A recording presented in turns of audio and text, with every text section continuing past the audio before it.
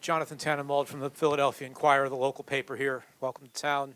Sure, any manager, especially someone who's new in a big job, would want to be focusing on his players tonight, focusing on the game. But while you've been over here in the States, have you been able to take a moment to sort of take it in, see a big crowd like the one tonight, and see how much football has grown in the States in recent years?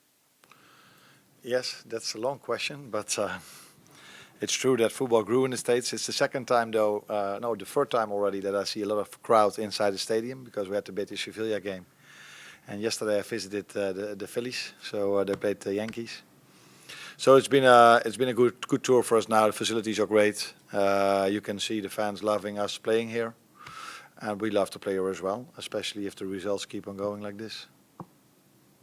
Far corner. Hi Arne, it's Joe McBride from the Daily Mirror. It's only pre-season still, but that's definitely your biggest win, especially against Premier League opposition. I'm just wondering, how do you feel with the squad currently? And, after that win, how is that going to make them feel and you feel going into the new season? I think even though it's a friendly, you always want to win. And you should aim for a win, even if you have small-sided games during a training session. You need to win your games. You try to do everything to win. So that's a good thing that we did that today, but I'm more pleased about the way we did so. Of course, I saw the second half that we had a hard time with Arsenal. They dominated possession completely.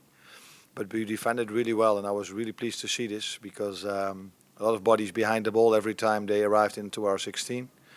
So real big open chances I don't think they created in the second half. First half, after the first 10 minutes was an equal game where both teams could have scored a few goals more. So pleased to see how we played the first half and how we defended the second half.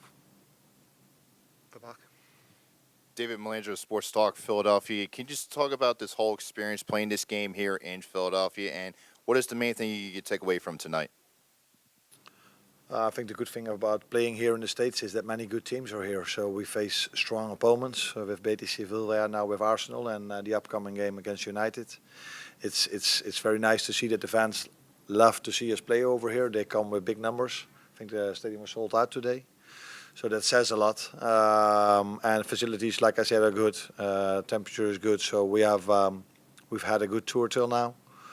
But one game coming up, and we like to finish that in the way we started this tour. John with the hat.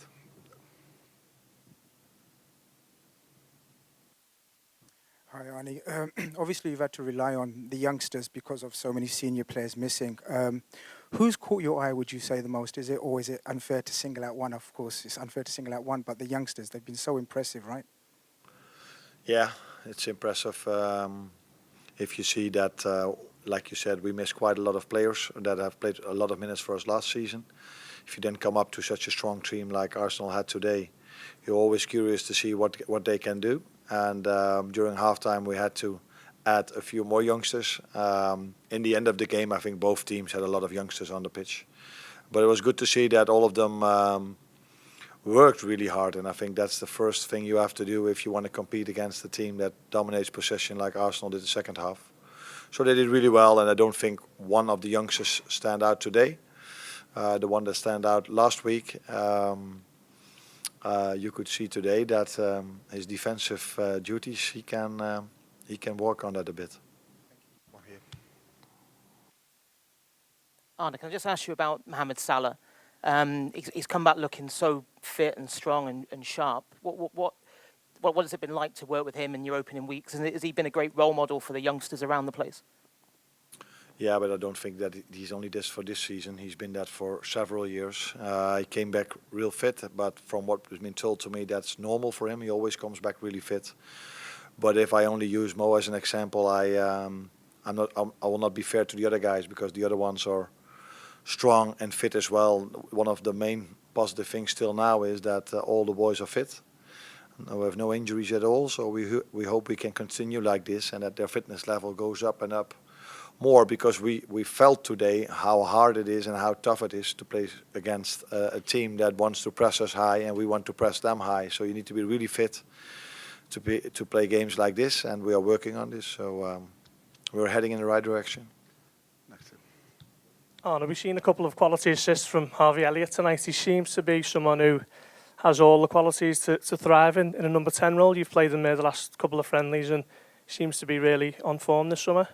Yeah, he had 2 great assists. But what I believe is that the team created these assists for him as well. So playing out from the back, getting him in the right positions or another number 10. And then it's up to him to bring the most out of those situations. And he did that today with 2 assists. If I'm a bit hard on him, I think there were 2 or 3 other situations where he could have done better. But that's what the team is doing for him. We make sure he and the other ones like Mo and like Fabio come in the right positions where they can show their quality, and Harvey did that today with 2 good assists. Last couple of questions, one that